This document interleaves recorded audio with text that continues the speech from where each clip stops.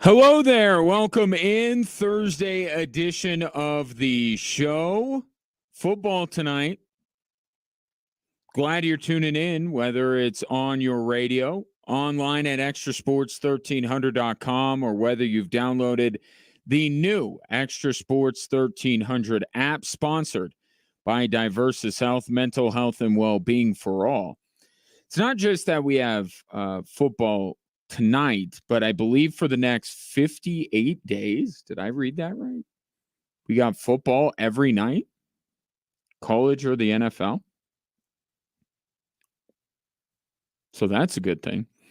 Veritable cornucopia of sports topics coming your way over the course of the program, and I'd love to get your take on all of them. The text and the phone line are the same number for your convenience. 719-24-7. 1313.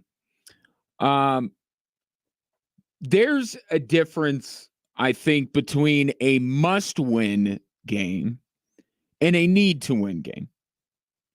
Must-win, I think there has to be some mathematical consequence to it, right? The easiest one is you miss the playoffs if you lose this game.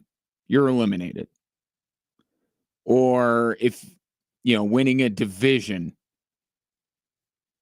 there could be must-win games for that. Even when you look at, like, the Tampa Bay game for Denver, it really was a must-win.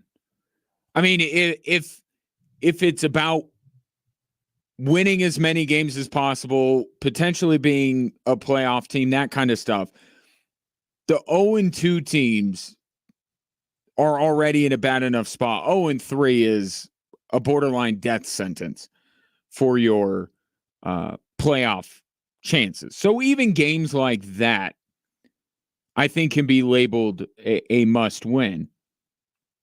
So the question becomes, is this really a must-win for the Denver Broncos, or is this more of a need-to-win game?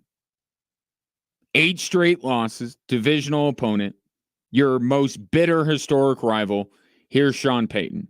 I don't want it to sound cliche, but you focus on your own team. Not that one, this one. I can't recall a team that has accomplished anything worthwhile, finishing 500 in your division. And then you take a team like Las Vegas. There's a long storied history, and certainly I appreciate that, especially with our fans. And so, it's our job to play our best football this Sunday. Therein lies the consequence for the Denver Broncos, what Sean Payton said there about the divisional record. Some people, after these last 2 wins, are beginning to circle the bandwagon.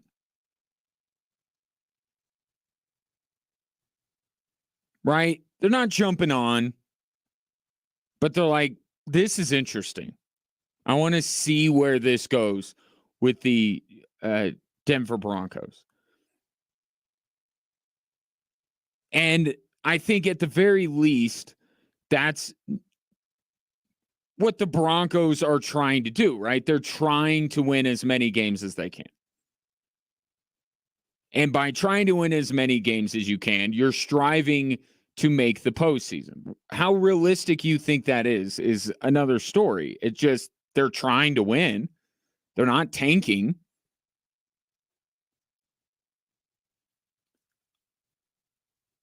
If they're going to have a winning record against the division, which in Sean Payton's own words is kind of a thing that you have to do if you have the playoffs as a goal or playoff aspirations, beating its worst team, the worst team in that division at home, would be an ideal place to start. But is it a must win? It's the first of 6. I can't quite get to this being a must win. And when I do stuff like this, I know it sounds like semantics. But I do think the Broncos need to win this game. I do think they need to. I'm not talking about their postseason chances. The people, Broncos fans or not, that are intrigued by this team or feeling kind of good about this team need this game. If they lose to the Raiders, the goodwill, the vibes, whatever you want to call it, that they built up the last 2 weeks, that goes away. That goes away because losing to the Raiders at this point is a terrible loss.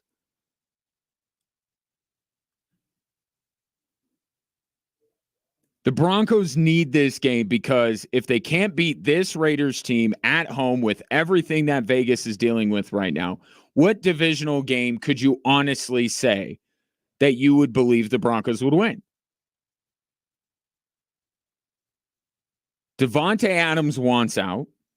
Antonio Pierce is going to the Belichick playbook when he was asked about, hey, so this post that you liked, was that accidental or what? And he's like, I'm focused on Denver.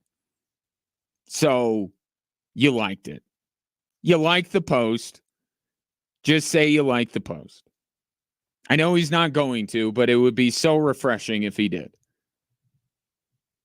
But he liked it. It was intentional. He wasn't hacked.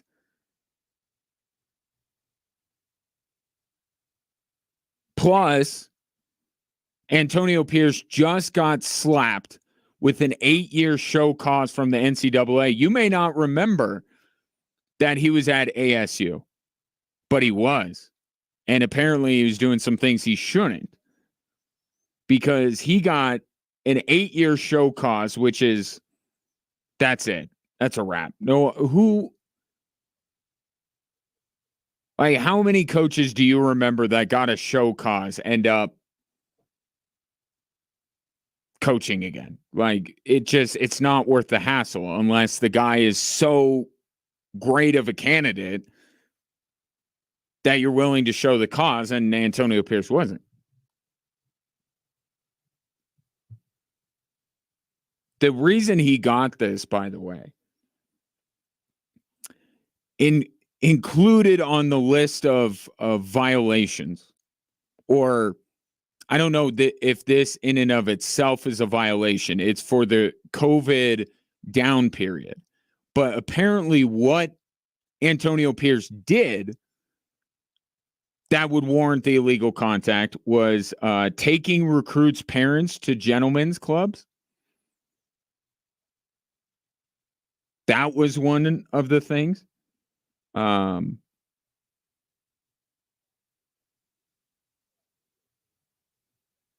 don't know. It's not.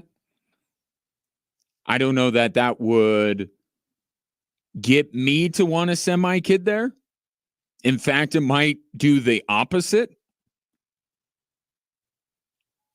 But that's neither here nor there. The point is that the football from this team isn't much to talk about anyway. And now all the questions are about things that have nothing to do with the Broncos. The Raiders are a mess right now and have their minds on a million other things other than the Denver Broncos. Antonio Pierce seems to be losing his football team while Sean Payton has his improving. They could not be going in different directions at the current moment in time. And that needs to result in a Broncos win. However it looks, ugly, pretty, Bo Nix looking prolific, or Javonte Williams running all over the Raiders, it really doesn't matter. You got to win. You need to win this football game. And on top of it, Sean Payton says this starts a very important month on the NFL calendar. I just talked about how important the month of October is for teams in our league. You've gotten 4 games kind of on film with everyone, and there's really not this plateau. You're getting better. or it's the other. And so this is an important month of football. It's a weird psychological trick that he uses. I think it's intentional to not talk about getting worse. Like the other thing, getting worse. That's what you mean. You're getting worse. That's the opposite. That's the other thing. You won't say it. Kind of interesting. It's like almost like a caddy. You know, caddies are never supposed to tell you in golf to not do something. Like on the green, that caddies don't tell you not to hit the ball too hard. It's supposed to be psychologically positive. You know, hit it strong. Or hit it soft, but it's never don't do this. Kind of remind me of that when I heard Sean Payton say it. You ain't better, or the other thing. Getting worse. That's what it's called to most people. But to his point, just in terms of the Broncos, you got 2 divisional home games. You got the Sean Payton or Clint Kubiak revenge game, depending on what side you would like to be on in a couple weeks. Then after they play the Panthers, they go to Baltimore and to Kansas City.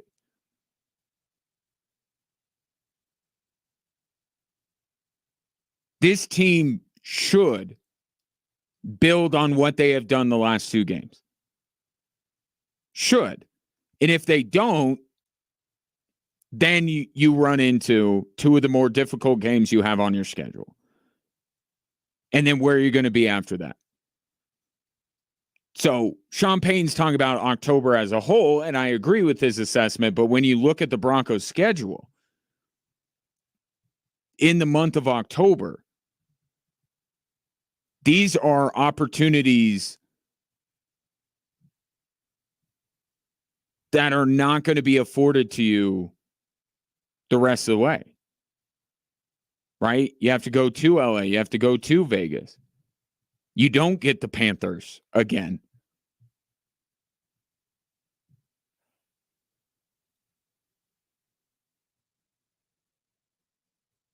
They need to win this game.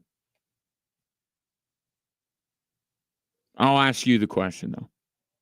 Must, need, neither. 719-247-1313. So more on this game coming up next, including if Devontae Adams doesn't play, then what should Pat Surtain do? You're listening to Extra Sports 1300.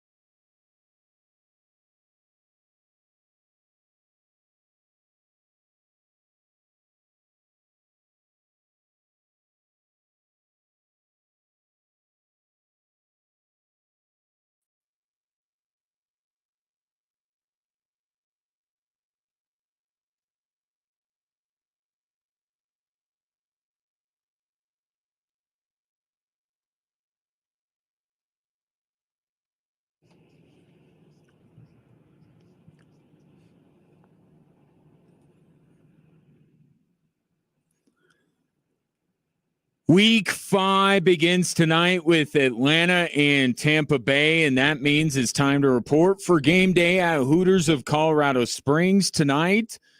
Catch the fan filler, 10 boneless wings, fries, a dressing, and a drink for only $16.59. Get into Hooters of Colorado Springs for all the football action. Broncos and Raiders on Sunday. Is this a must-win game? 719-247-1313. Steve G, first in today. The Raiders are a mess. Didn't know your memory went back that far. How far? Well, they've been a mess for many of my formative years. Adds, P.S. the Broncos need a receiver that will put fear in defensive backs, and we'll have to account for him. Well, talk about that in a second. I want to first talk about somebody who has been taking other teams' top receiver and taking them out of the game. The way that Pat Surtain has played, this is a Darrelle Revis-like run. Darrelle Revis would have runs like this where just for like a month, no one was getting anything on him. Right? Now, Revis would do it against the elite of the elite. I don't say this to disparage Pat Surtain at all. I'm being quite complimentary because I think he's been awesome. But he hasn't gone up against Justin Jefferson. He hasn't gone up against Jamar Chase. So that's how I would separate the two of them. We're not quite to Surtain Island level quite yet. But to me, Surtain is doing it against the next best thing, right? Maybe it's not Chase or Jefferson, but I mean Metcalf, Pickens, Evans, Wilson. Could you call it like the second tier of receiver? They're not the elite tier. Maybe none of them are in the best 5 receivers in the league, but they're all really good. And combined, 11 targets, 7 catches, 77 yards, no touchdowns. Pat Surtain has been incredible to start this season against very good receivers. And I actually thought he was a bit shaky against Pickens. There was one pass interference call, I think, that bailed him out of what would have been a big play. But I just thought overall he didn't look great against Pickens. But that even shows how good he was the rest of the time. That still the numbers are what they are. And Sean Payton says that's what the elite corners in the NFL want. One-on-one with the other team's best receiver. It's like the good news, bad news question all the time. The good news is you just did a great job against such and such. Then what's the bad news? Well, this week it's this, and so there's stress with that. There's certainly man assignments with that. And then how does that play out when it's zone? And generally speaking, the elite corners want that. And just in case you were wondering, Surtain confirmed that, yes, he does want that. Yeah, I've been doing it for the past few years. And, just having that experience, traveling against the best, year after year, I feel like my experience, I have been getting better with knowing my opponent. And it's just a credit to my game and also to the staff for trusting me to put me in that situation, you know what I mean? So, the staff made that call for me to follow the best each and every week. So, I just got to live up to that for sure. Pat Surtain is the only guy on this Broncos defense that doesn't need help. And what I mean by that, is you look at the Broncos pass rush. It's multiple guys getting home. It's Vance Joseph blitzing more than any other defensive coordinator in the league. Right? The strength of this Broncos defense is that they have a bunch of pretty good guys and they bring a lot of them. Surtain is the one guy on a defense that's kind of starting to be called this no-name defense. It's the no-name defense plus Pat Surtain and Pat Surtain. And he's the one guy game in and game out, play in and play out, that the Broncos are just like, go do your thing. Everybody else, it's about scheme. It's about bringing multiples. It's providing help, all this kind of stuff. With Surtain, it's just like, you go do your thing. And what a luxury it is for any team at any position on the defense to just be like, that dude we could just leave alone. We don't have to put in anything fancy. That's one matchup that we feel like every single Sunday we'll get what we need to out of it to win the game. And one matchup, even though it hasn't amounted to Broncos victories, that I feel like the Broncos get enough out of it to win the game is the matchups in the past between Pat Surtain and Davante Adams.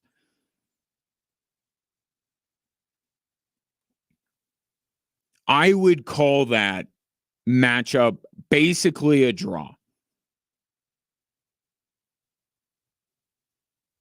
Right? If you look at corners almost like you do hitters in baseball. If I told you a guy was batting 500 or close to it, they'd be one of the best hitters in baseball.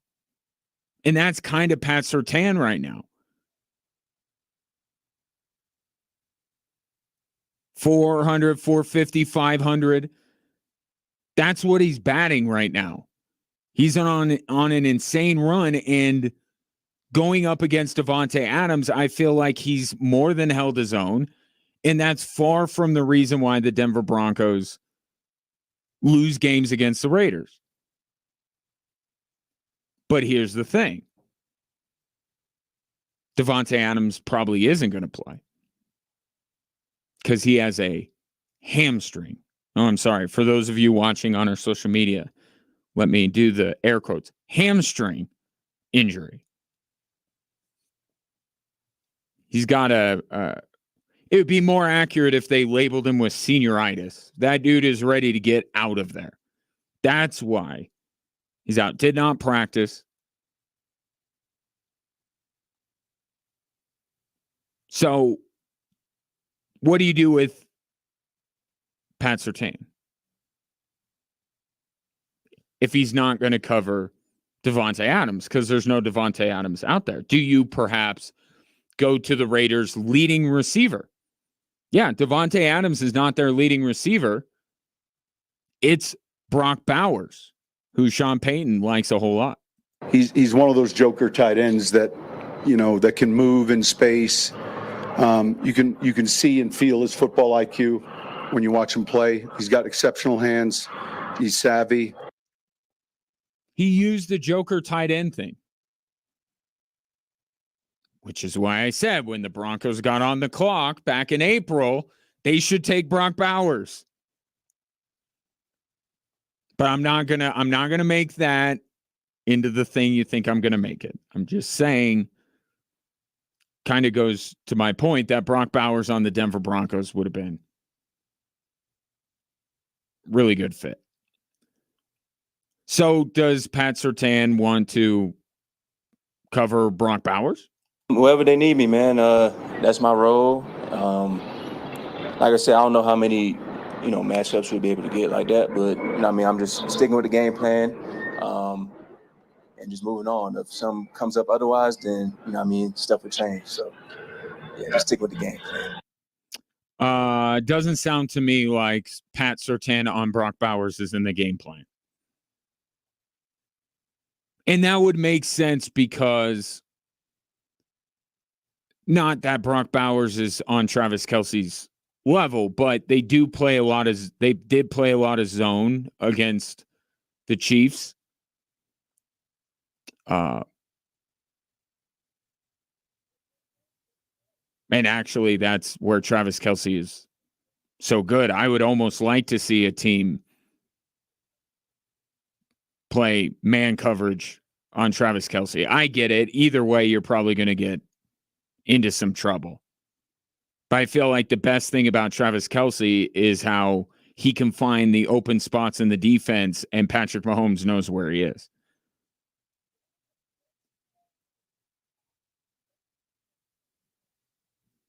But it's okay. If Pat Surtain doesn't cover Brock Bowers, I think it's all right. Because Jacoby Myers, if that's the next guy up, if that's the most likely player that Pat Surtain matches up with, last year Jacoby Myers was kind of a problem for the Denver Broncos. Right? What do you have? 20 yards a catch and a touchdown in the opener. Had 81 yards and 2 touchdowns in the season finale. They could use Pat Surtain's services on Jacoby Myers based on what he was able to do last year against them. So if I'm Vance Joseph, I say, yeah, we had enough problem with that guy. Pat, go guard him. Go cover him. If the Raiders don't have Adams and Surtain takes away Myers,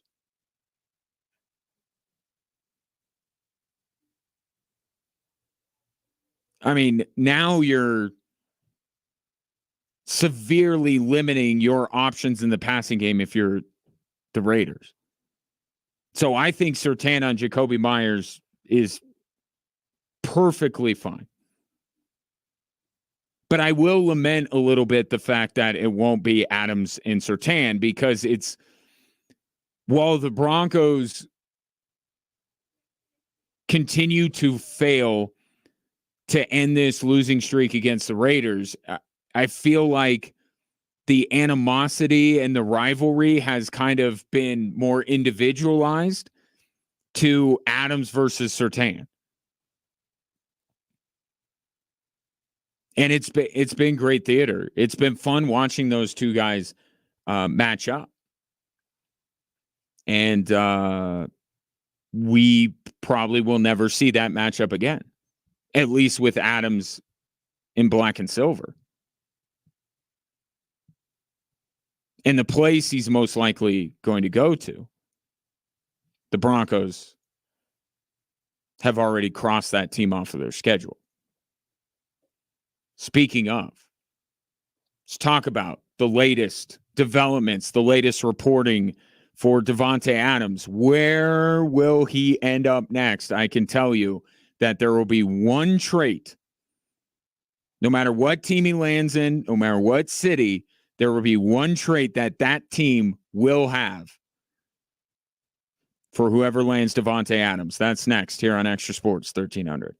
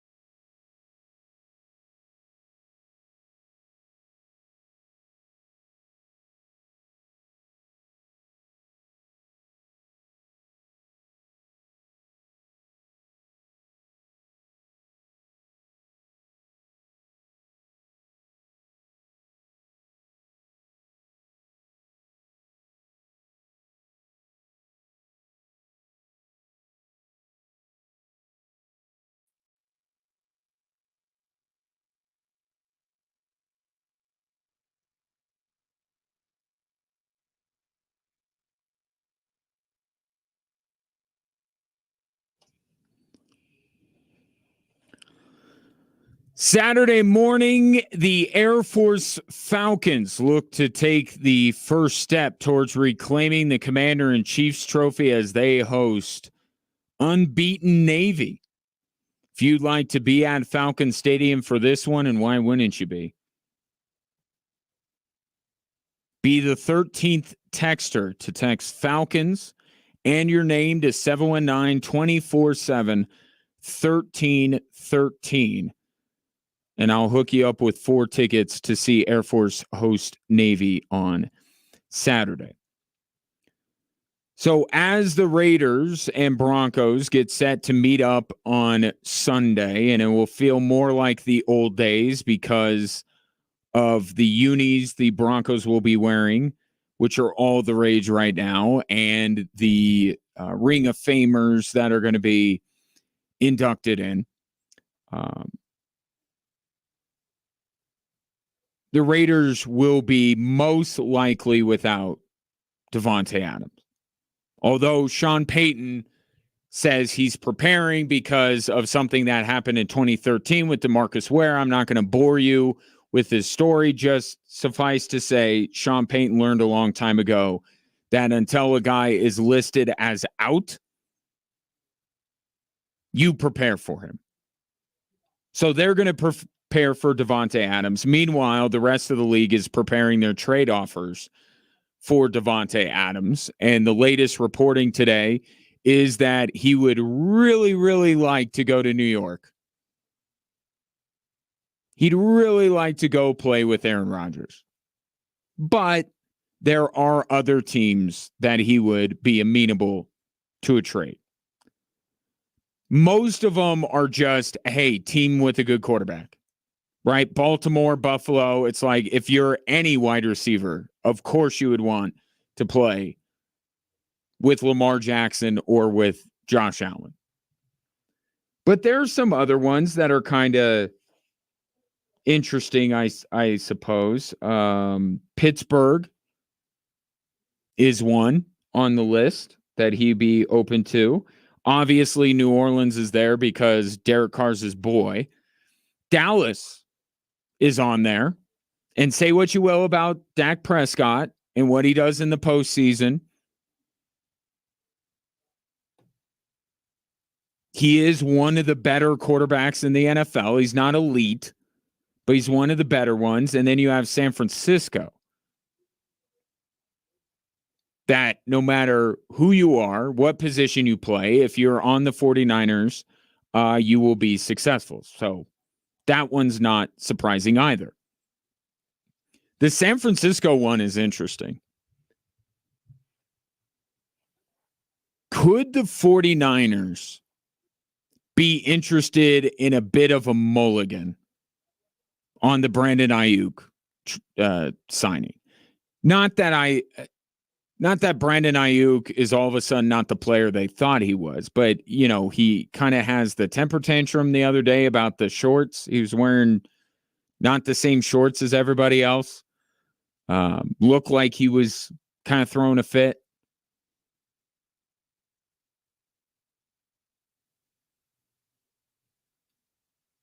Maybe it's not a mulligan on the Brandon Ayuk deal. Just would you rather, if the idea behind the 49ers is their, midnight is coming up, right? And midnight is you're going to pay Brock Purdy $60 million a year. That's going to happen, right? So you're going all in. You're trying to win a Super Bowl before you have to pay Brock Purdy that much money because the roster's going to look different.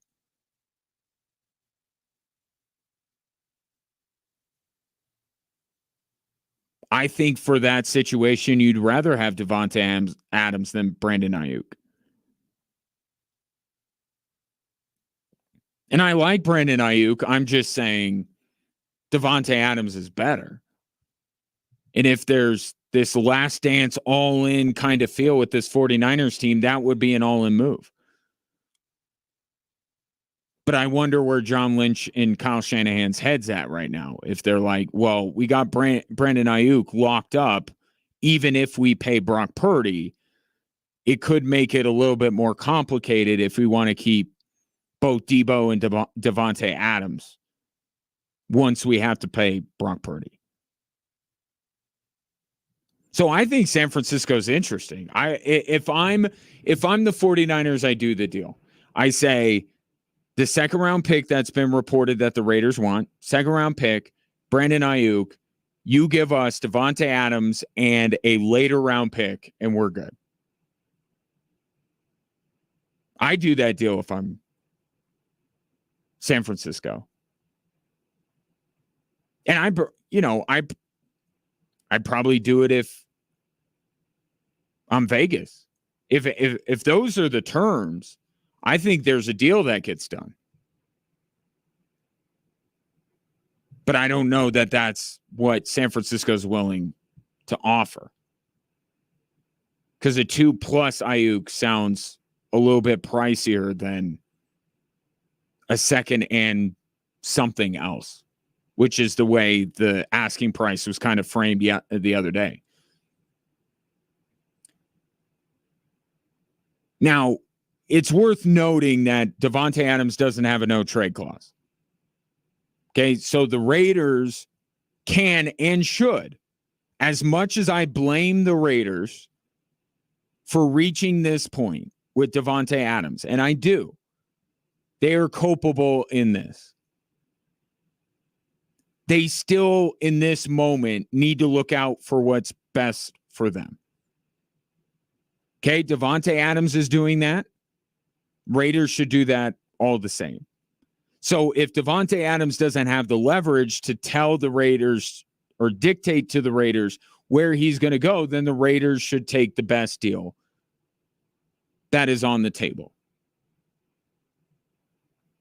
I think the destination that accomplishes both is New York.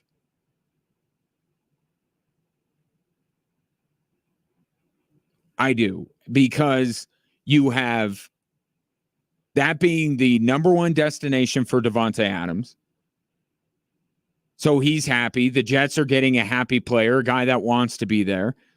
And the Raiders could ask a lot out of the Jets, knowing that the Jets have to be all in. Right? Especially after what happened against Denver.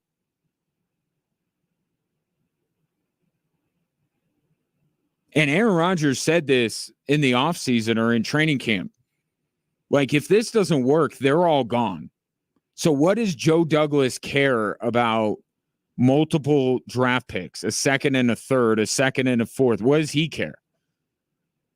Those are tomorrow's problems. If it works out this year, to whatever degree satisfies the Jets fan base and Woody Johnson, then it will be okay that they gave up those picks. And if they don't give up those picks and they lose out on Davante Adams and the season doesn't get better and the Jets don't satisfy whatever requirements are out there for him, then Joe Douglas isn't going to be around to make the picks that come along with those picks that they didn't deal to the Raiders.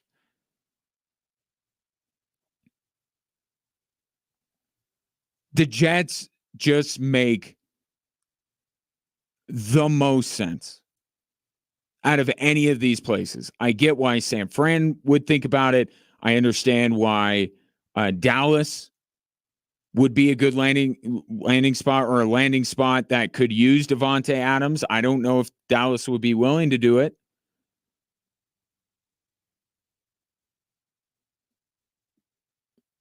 None of the teams on his list make no sense.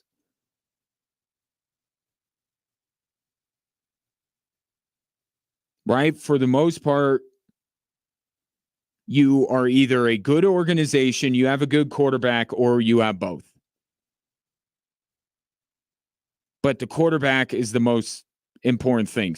Pittsburgh's the one real outlier because even as well as Justin Fields is playing, it's not like you can say that Justin Fields right now is on the same level as Purdy, Dak, Lamar, Aaron Rodgers, Josh Allen. But he was never going to go to, let's say, Denver. He just wasn't going to want to. And again, even if you say, well, he doesn't have a no trade clause, I don't know how you do that if you're the Raiders. Right now, the situation around this football team is that they are imploding. They are rotting away from the inside. And I thought keeping Antonio Pierce on was actually the right move for them, because they had this with Bisaccia, sorry, not Sperano. Bisaccia. And they botched it because, he's not good enough. We're going to go get McDaniels. And you know what happened there. I thought them retaining Antonio Pierce was a good thing, but this dude looks like he's losing the grip on his team, and we're a month into the season.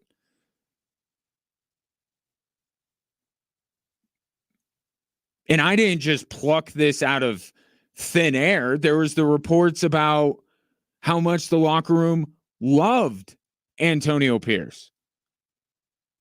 Right? That whole team meeting with Josh McDaniels where there was basically a mutiny and Antonio Pierce was kind of like leading it. I thought they were all had his back. And now it's not just Davante Adams. What's going on with Max Crosby? And I know that Max Crosby loves being a Raider. But all of a sudden, he's not going to games? What is that about? Kind of feels Antonio Pierce adjacent to me.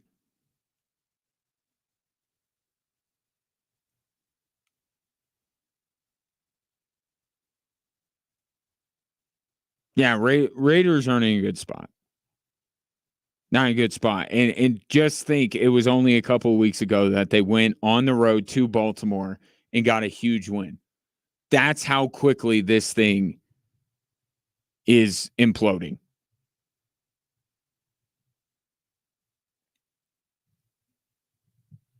We'll see where Davante Adams ends up. I think it'll be the Jets.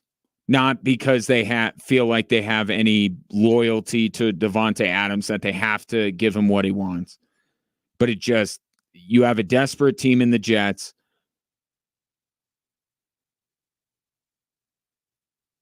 That is probably willing to be the highest bidder. And you're not trading him in the division. And I still think trading him in the division, it's not for competitive purposes. It would be for PR. I was talking to someone about this today. Because they're like, Kansas City. And I said, well, think about this. Right now, the Raiders seem like they're imploding. Okay? Fans are displeased with what is going on right now. And a guy that they liked a lot now wants out, and some will turn on him. I get that. But some will look at this as a symptom of a dysfunctional organization, and they're not happy about it. And then you're going to tell that fan base that you're going to part with one of the game's elite receivers, that only because you employed his buddy did you ever get him in the first place. And now you're going to trade him to a team you play twice this year, play twice every year. I don't care where Kansas City is in terms of how good they are compared to the Raiders. If I'm a Raiders fan, I don't want to see that. And I can't imagine that Kansas City is going to be, their offer would be so much better than anybody else that the Raiders would be foolish not to take it. And even I could extend this to the Broncos.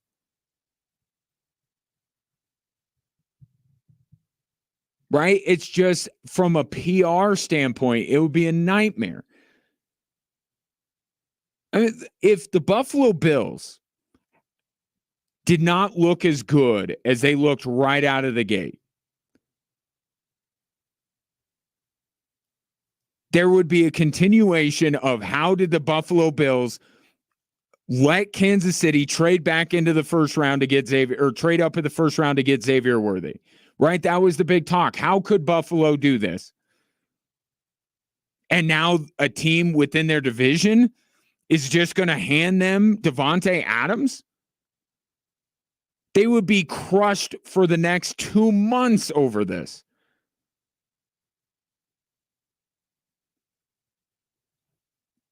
I just don't see it. It's not about who's competitive, who's not, and timelines of being competitive.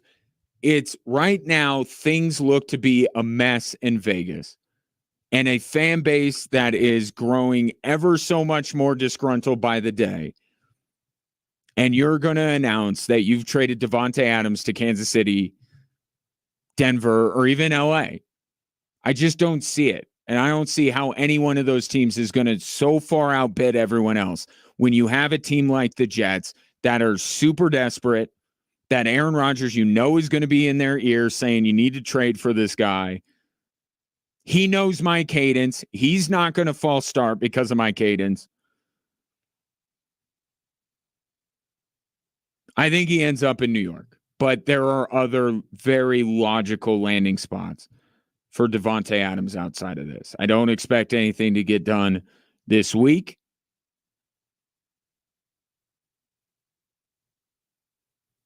I don't know if they'll let him stew. Everyone's like, well, next week. I don't know. Are they going to slow play this thing a little bit? They know where their season is heading. Why are they in a rush? We'll see. Even though it was a pipe dream probably for the Broncos to get Davante Adams, doesn't mean they should be out on the wide receiver market.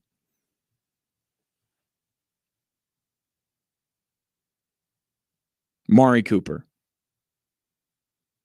I think that's, if you're Denver, you got to look there. And I know Sean Payton, his whole thing in New Orleans was, rotating cast of characters and it's no one guy. But Michael Thomas became that one guy. Right? And Sean Payton got him a lot of catches. A lot. So I know Sean Payton loves the idea that he's going to scheme and all of this kind of stuff. But when he had a talented receiver, a number one receiver, he went to him and he was successful.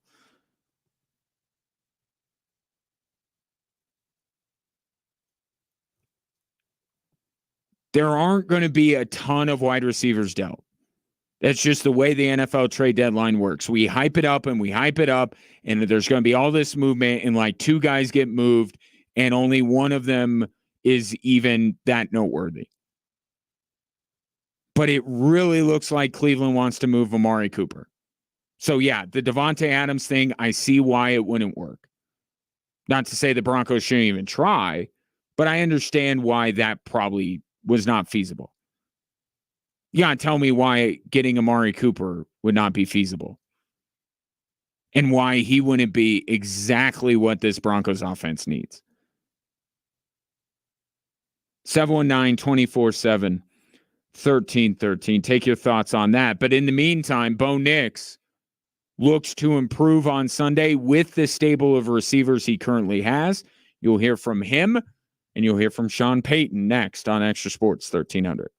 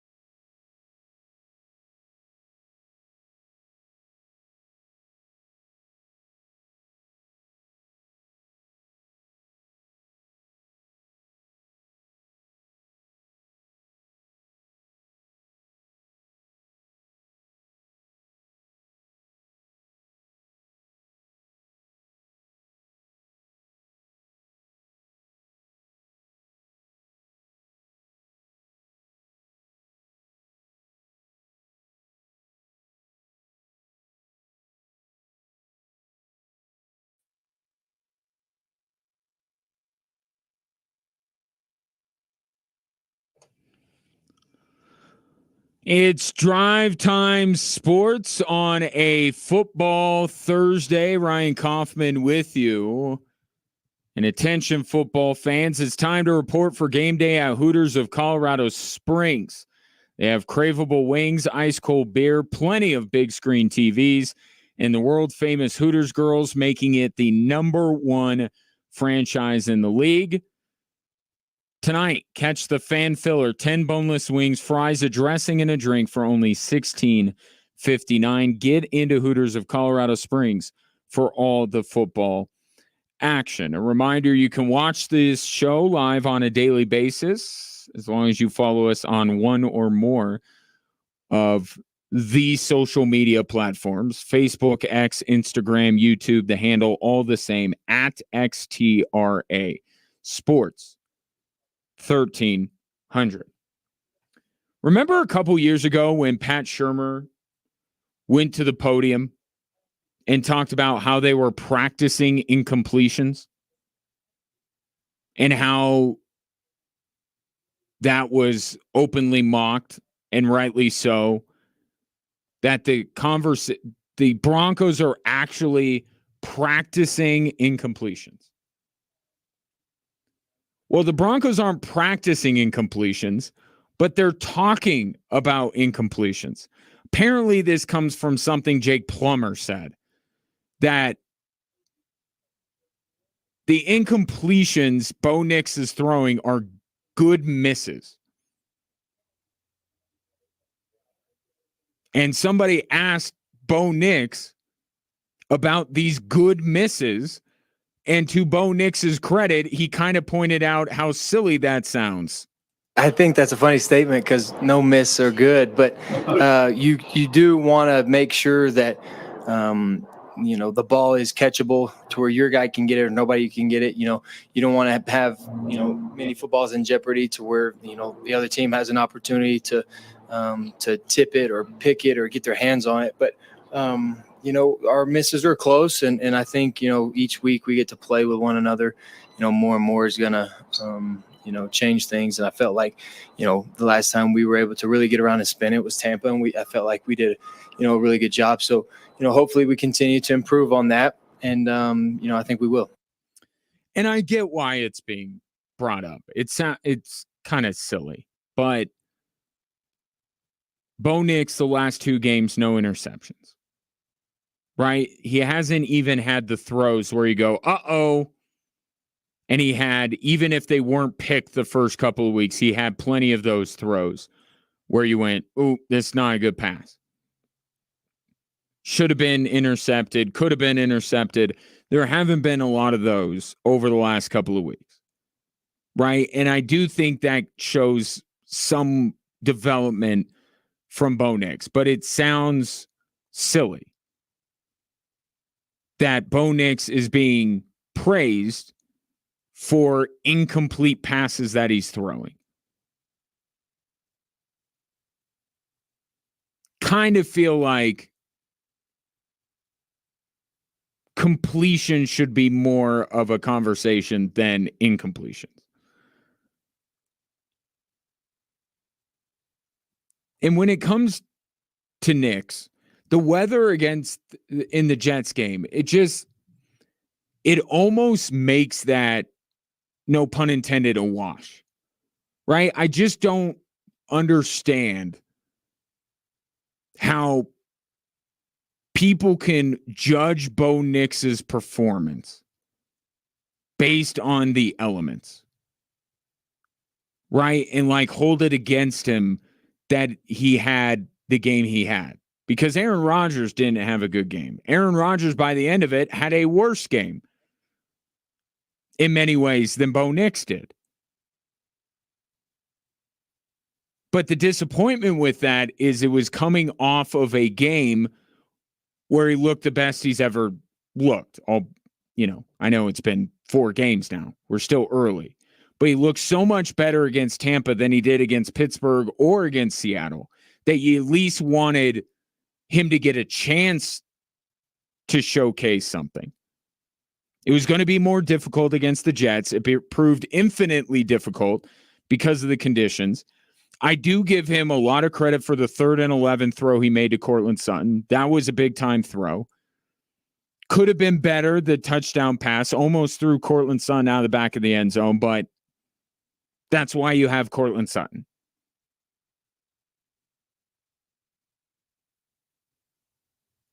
He makes catches like that in the red zone.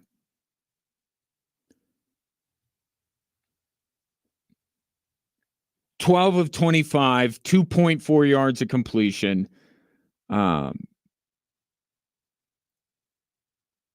It's almost like it was a free week, right? Good, bad, indifferent. It just kind of, yeah. I mean, and I give him credit for the throws, those 2 throws that he made, but 2 throws does not a game make. So it's almost like you just push that one away and say that was one of those weird weeks. It's a wash. Bo Nix isn't better. He's not worse. It was what it was. So now that makes the Raider game the one where you say, okay, more of what you saw in Tampa.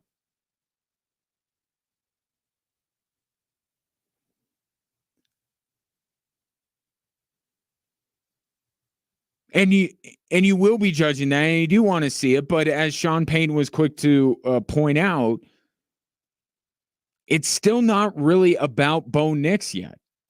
You're still looking for the perfect picture, the perfect game. You know, I know this Shangri-La doesn't exist, but the execution, the details still have to get better with younger players. And that's what we're working on, you know, because I've said this before, if everyone else can paint the right picture, then you truly get to evaluate and watch a real good quarterback. And what he's talking about is the run game. What he's talking about is the protection. Right? 2 weeks. You've seen that. Right? When it comes to the offensive line, then Javonte Adams has the game he did against the Jets. The support that that I thought Bo Nix was going to get, and I think Sean Payton thought that Bo Nix was going to get from the offensive line and the running game just showed up. And it doesn't mean you can't assess what you see from Bo Nix and say, well, he didn't take a step forward this week. That's fine. Or he did take a step forward. Like, you can assess what he does on a week-to-week basis. But understanding that there was a thought that the offensive line would protect him, that they would be able to run the football. And now they just started to do that.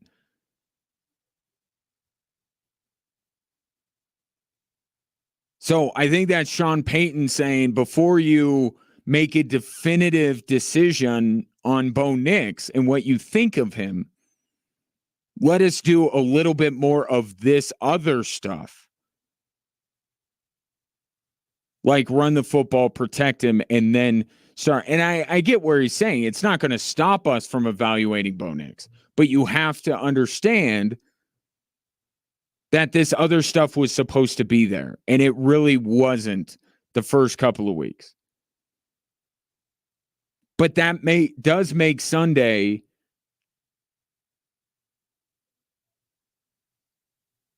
a game that you can really assess Bo Nix, because I don't see what obstacles the Raiders will throw at the Denver Broncos. This is easily the worst defense they've been up against. They may not have Max Crosby. Every stat that 68% completion percentage, 7 yards per completion, 886 yards, 6 touchdowns. Those are all what the Raiders defense is giving up. All of them, at least in the bottom half of the league, if not near the 10 worst teams in the league. So if the protection that Bo Nix has gotten over the last couple of weeks and the run game he got against the Jets continues, and there's no reason to think why it shouldn't, then I think you could truly evaluate what you see on Sunday and say, okay, was Tampa Bay the start of something, or was it just one of those really good days? Because you turned around and watched Tampa against the Eagles. Broncos caught Tampa at the right time. So there's a chance that game was a little bit more about Tampa than about Denver.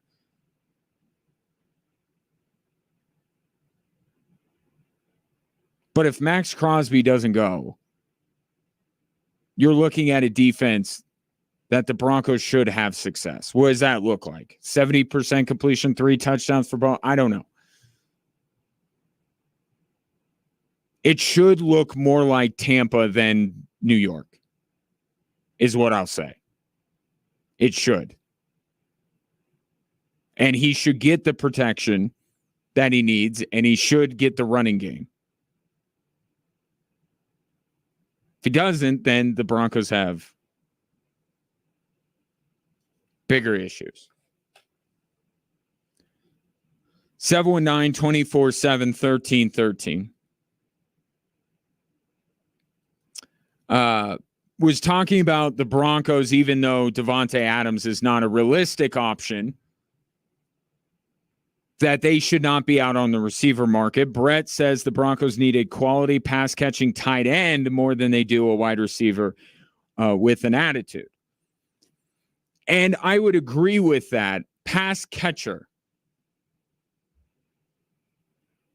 Tight end, wide receiver, one of those position groups. I've seen Kyle Pitts' name thrown out. Why would the Falcons give up Kyle Pitts? Why would they do that at this point? Like, I get it. Kyle Pitts is that ultimate I can fix him. Right? We watch him in Atlanta and we're like, why isn't this guy more of a factor? This guy is a physical specimen. He was all the rage coming out of Florida, and it hasn't happened even with the regime change in Atlanta. So a lot of fan base has got to be looking at Kyle Pitts and go, we can fix him. I'm sure the Broncos feel that way. Why would Atlanta trade Kyle Pitts? He's on a rookie deal. He's not disgruntled. They're trying to win. They play tonight. Really big game. I don't see it, but I agree. If you find one at the tight end position, great. Go with that. You need somebody with hands. That's what the Broncos need right now. If it's the wide receiver group, yeah, you're going to have some of the attitude with it.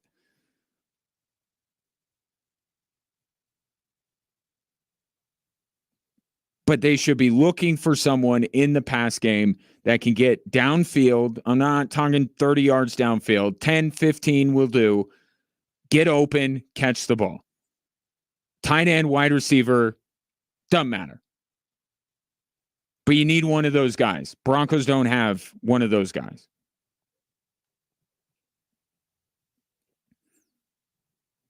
I saw something the other day, a great breakdown from Dan Orlovsky on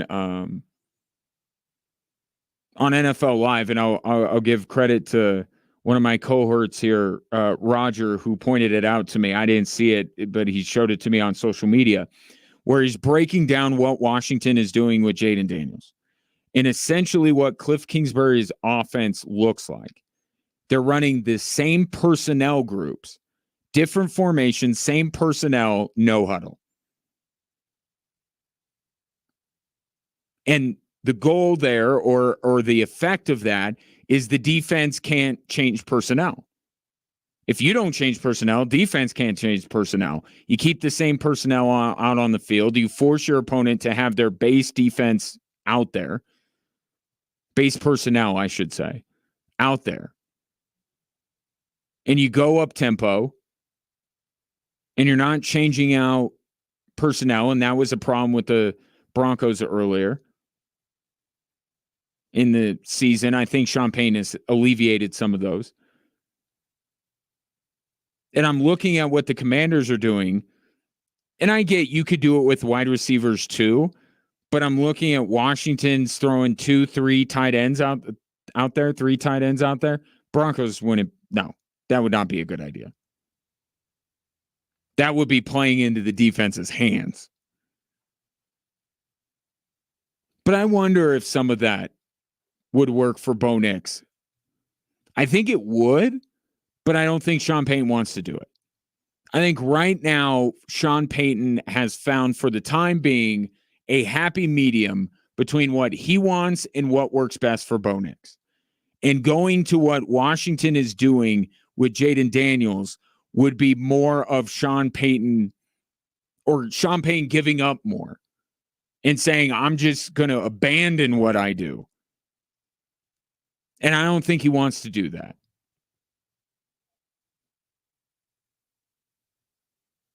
And I don't think that there's, just because it's working with Jaden Daniels does not necessarily mean it's going to work with Bo Nix.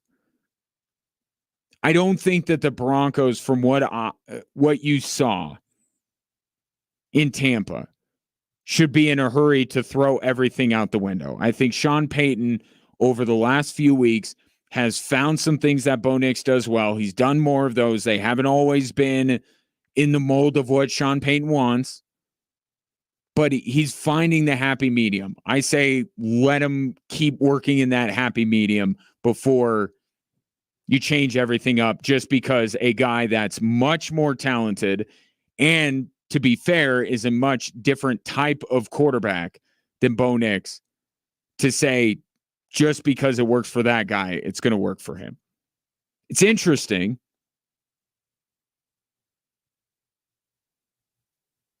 But let Sean Payton continue to do what he's doing. And if it doesn't get better, then maybe more drastic measures need to be taken. 719-247-1313. Take your thoughts. Broncos Raiders coming up on Sunday. Coming up next, Air Force Hockey opens their season this weekend against Arizona State. I have tickets for their opening series that I'd like to give you next on Extra Sports 1300. But first, almost missed it. How dare I? Want to let you know that you can now use your own body's healing properties to revitalize your achy joints and get you real lasting pain relief. I'm talking about advanced regenerative medicine at QC Kinetics. If you're tired of arthritic pain in your knees, hips, back, or shoulder, this is something you need to check out. You can enhance your joints, improve mobility, and get back to doing the stuff you love without pain. And you can do it without drugs, without surgery. And there's even no downtime associated with QC Kinetics treatments. They've got tens of thousands of satisfied patients across the country, many of them right here in our own backyard. And the consultation, totally free. Call now, take action to get lasting joint pain relief with help from QC Kinetics, 719-347-1988, 719-347-1988, QC Kinetics, 719-347-1988.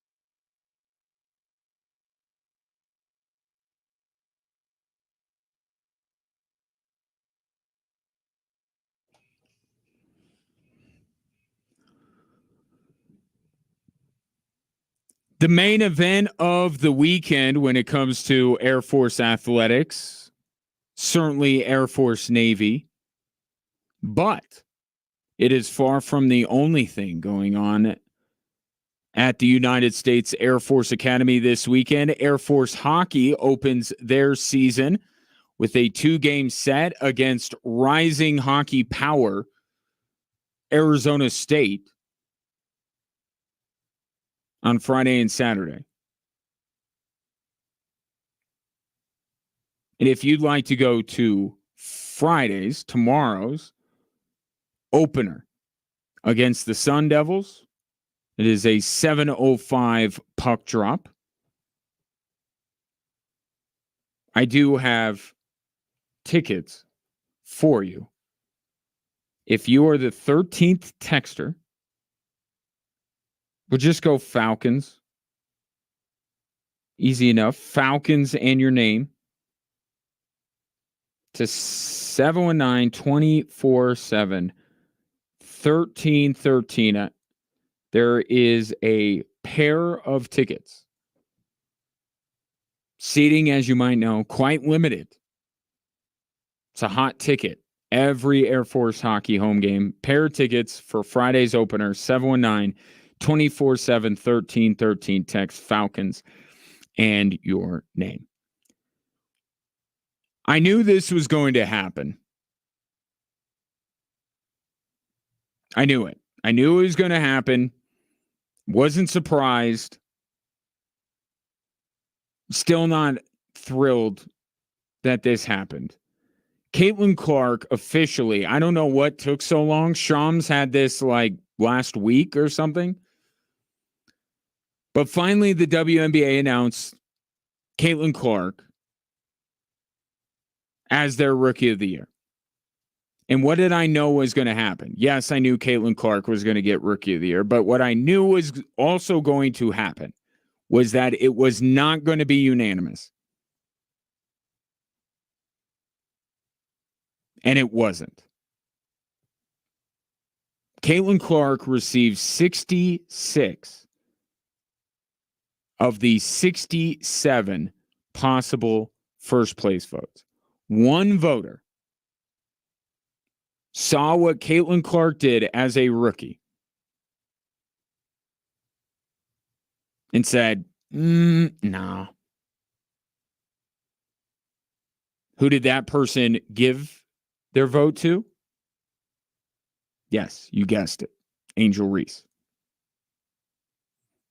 I'm not going to open this back up for conversation in terms of, comparing the two resumes. I'm not going to dive into the statistics. I've done it before.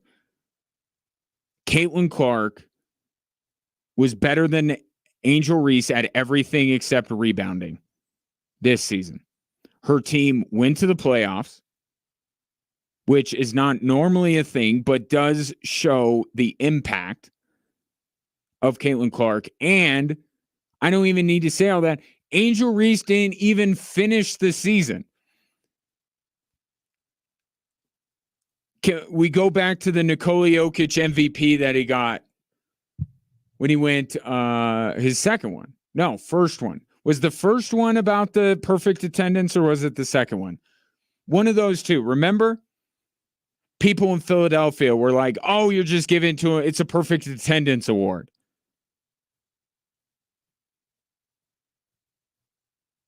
That's why Jokic wins the MVP. But this is like that, except Angel Reese didn't finish out the season. It's not her fault. She got hurt. But there's no credit to, that's not some sort of a tiebreaker. So you're essentially saying Angel Reese without a full season was better than Caitlin Clark. If they both played the entire way through, it would be a borderline preposterous statement to say that Angel Reese was better than Caitlin Clark. But she didn't even finish the season, and you still were so dead set on voting Angel Reese as the Rookie of the Year that you gave it to her anyway. It is an indefensible position, and this is not anti-Angel Reese.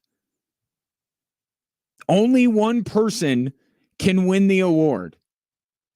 And nobody wants to see co-rookies of the year or co-MVPs. Nobody wants. We want a winner. Okay? Caitlin Clark is the winner.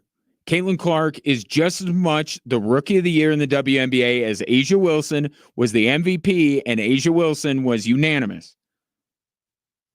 It is an indefensible position to say that Angel Reese, while her rookie season was outstanding, was not better than Caitlin Clark's. It's not. You are doing this because you can. The person who did this has the same mentality as the people that decided that Derek Jeter is not a first ballot Hall of Famer. Well, no, not for me. Why not? Well, because nobody's first ballot. So Caitlin Clark cannot be a unanimous rookie of the year because no one can be unanimous rookie of the year. It's like we have people in these voting pools for Hall of Fame, for awards in every league that feel like they are of more importance than they actually are. Because it's not changing the headline. You're not keeping Caitlin Clark from winning Rookie of the Year, but you can take some smug satisfaction in that you kept her from being unanimous, and that's the reason you're doing it. Because you can't argue that Angel Reese was better than Caitlin Clark this year. You can't. So you're just doing it to be a contrarian, to be able to say to yourself, I was the one.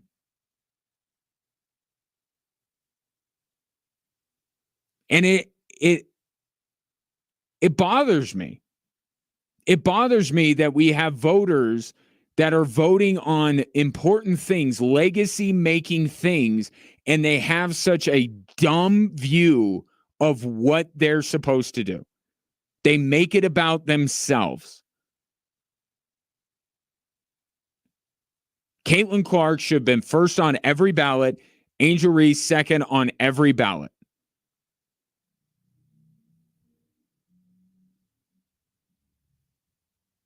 It was not that hard. And you didn't toil. You just did it to be the contrarian. Just to put your stamp on it, and you can forever hold your head up and say you were the one that didn't vote Caitlin Clark as the Rookie of the Year. This is why I am a proponent of all of these people. We're in the media, right? We want our content consumed by the masses. Everything we do should have our name on it. So this person should be identified, not, and I'm not going to go down the road saying they should be hassled, but they should be held accountable. They should answer for it. They should appear on social media or on talk shows and explain their position. But the WNBA, in one last thing that they don't do right in a season where you found out that the WNBA doesn't do a lot of things right, they don't publicize who made the votes. So unless this person steps forward and raises their hand, we'll never know. And that makes it so much worse. And they knew that. They knew that when they voted, that if they didn't want to, no one would ever know. It's a weak thing to do because you don't have a basketball argument for Angel Reese over Caitlin Clark. You're just doing it because you can. And to be some level of self-importance. I knew it would happen. Somebody would. Caitlin Clark, every bit the rookie of the year is Asia Wilson. Nobody wanted to do this with Asia Wilson. Why? Because it would have been stupid. Because she was absolutely the MVP. I knew it was going to happen. But again, it makes it even worse that they did this because it doesn't ultimately change anything.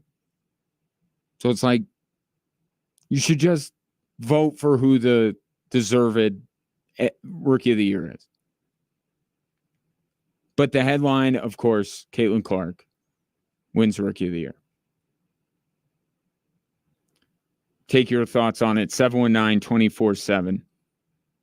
1313. Take a break. Come back. Have more Drive Time Sports on this Thursday.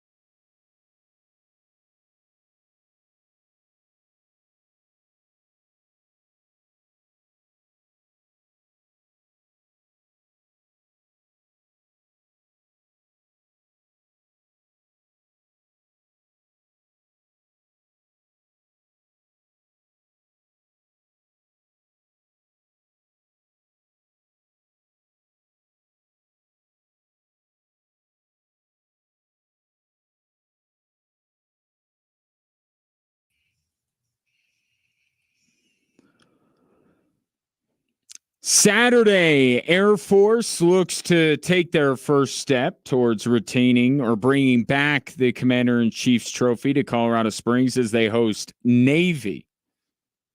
Just giving away tickets left and right today. 4 more tickets for Saturday's football game if you would like to go. I'm going to need to know that you're one of the real ones. Text Sync Navy to 719-247-1313. The 13th texter to do that. I will know that you are a true Falcon fan and where your allegiances are. And if you happen to be a Navy fan, I will find out and I will show all your other Navy fan friends what you said.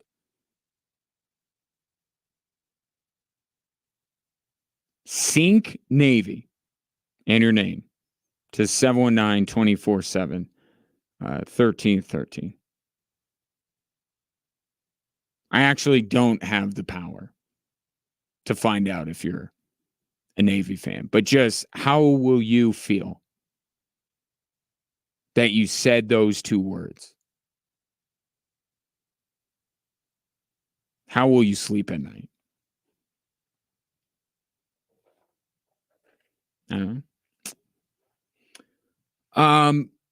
So the other night, the Avs were playing the Golden Knights on TNT in a preseason game. Coincidentally, those 2 teams play again tonight. And Chris McFarland was on with the TNT guys and was talking about Gabriel Landeskog. And for the longest time, we've known that Lonzo Ball is a player that you should be looking at, even though he's in a different sport, because they had the same surgery. Gabriel Landeskog even talked about him and how the 2 of them have conversed. Lonzo Ball is going to play opening night. Chris McFarland said that really nothing has changed with Gabriel Landeskog. They're still waiting and seeing. The timeline still works out. If Gabriel Landeskog had it a couple of months after Lonzo Ball, then he shouldn't be playing the same night Lonzo Ball is. So if Lonzo Ball plays Monday, opening night, I don't know if they play on a Monday, but opening night, 2 months is the realistic return of Gabriel Landeskog. And that's how it's always been. I get it's, as an Avs fan, you might be a little frustrated by the idea that Chris McFarland was that non-committal. But one, I think it is a tack they have taken this whole way, is when he comes back, he comes back. And we welcome him with open arms. We're not going to rush him. We're on his timeline, all this kind of stuff. So to say, hey, no, he's going to be back in December, that's too committal. That's too black and white. Avs don't want to do that. And yes, there is the super negative side of it, is he could still experience a setback. He could still not be ready. So you leave that wiggle room in there as well. Hey, we never said he would be back by this date.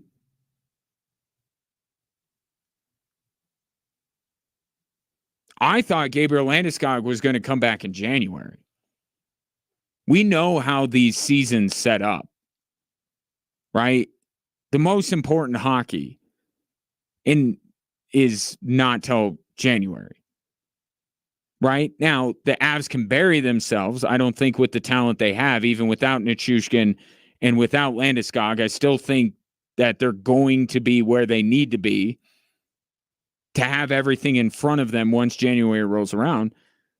So I thought it was a very on-brand, not necessarily newsworthy thing that Chris McFarland said. There's no reason to be, other than you're eager for him to get back, there's no reason to be disappointed. He didn't give you bad news. He gave you the same news that you've had for a very long time. But the Avs will go the first month of the season without Nichushkin or Landeskog. If they get Nichushkin back in November, they're still not going to have Landeskog. And I would say it might be a nice thing to have in your stocking is a Gabriel Landeskog return game. That's kind of what I expect. But it could be January.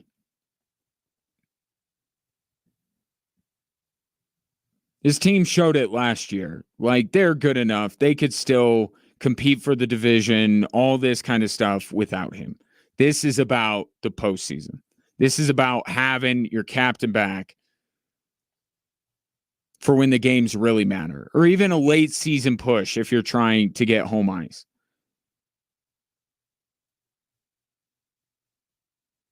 Nichushkin's the one to me that is more, what's the word? I mean, it's more eminent, but I think that's the one that you need to get a resolution. Like, he needs to come back sooner rather than later. You need to see what it looks like, all this kind of stuff. Whereas Landeskog, he's always going to be almost found money. Like just a nice little bonus that you're also getting him back. I think even the Avs, depending on Gabriel Landeskog to lift them to the Stanley Cup, one way or another, is probably putting too much pressure on him.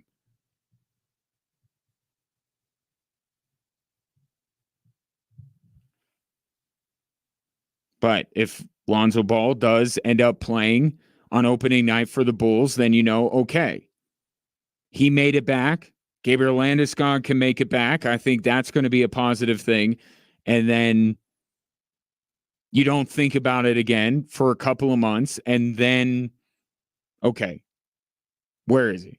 I mean, you're going to get inundated. You're going to see videos of him at practice. Jared Bednar is going to be asked about it. It's not like you're going to be out of the loop.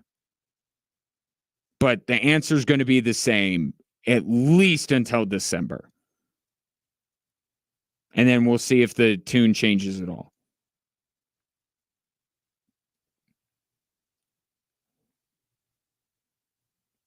Avs open the season week from yesterday, yeah? Yep, in Vegas. A lot of Vegas games. By the way, just as an aside, did you see that? So they're having some issues with Robin Leonard, their goaltender, and the NHL just said, and I'm not going to pretend I know all the details. Apparently, Robin Leonard is definitely going through something, and he's not with the team. The NHL is telling the Knights they have to pay Robin Leonard while he is gone, but altogether now, it won't count against the salary cap. Any other team, this is a non-story. Any other team, it makes sense, right? If this guy's going through something, the team shouldn't be penalized for it, and they should still compensate him. Like, that's the perfect resolution for any other team in the league. For Vegas, it's like, again, they're going to have a player that they could conceivably bring back at the end of the year that will still have enough, like, they can open up the cap space to acquire someone, and then they're getting the guy back later. We'll see if that happens with Leonard, but it's like any other team, this would be almost a non-story. But it's Vegas. And you're like, come on. It's just getting ridiculous at this point. So that'll be fun. Hockey season opening up on Wednesday night with the Avs and the Golden Knights. Tonight, it's football, and it's Tampa, and it's Atlanta. The spread is Atlanta -2.5. And if you are doing your sports betting tonight, I would suggest you do it on the Circa Sports Colorado app, and you'll notice when you get in there that each side of tonight's game is a -110 split. They strive to be that, as opposed to other sports books who tend to use -15 or $1.20 a little bit more. They keep as little money as possible on large market bets like futures and golf tournaments, and they don't limit players based on their winnings. You add all of this up, it's better for the better. The experience is what Circa Sports Colorado wants to be known for. The same people that are behind Circa Resort and Casino in Vegas are behind this app, and they take a lot of the same principles. So even if you're not looking for another app, I would still suggest you download it and compare. Because I did that and I was like, okay, Circa Sports Colorado, that's for me. Download the Circa Sports Colorado app today. Must be 21 years or older and present in Colorado to bet.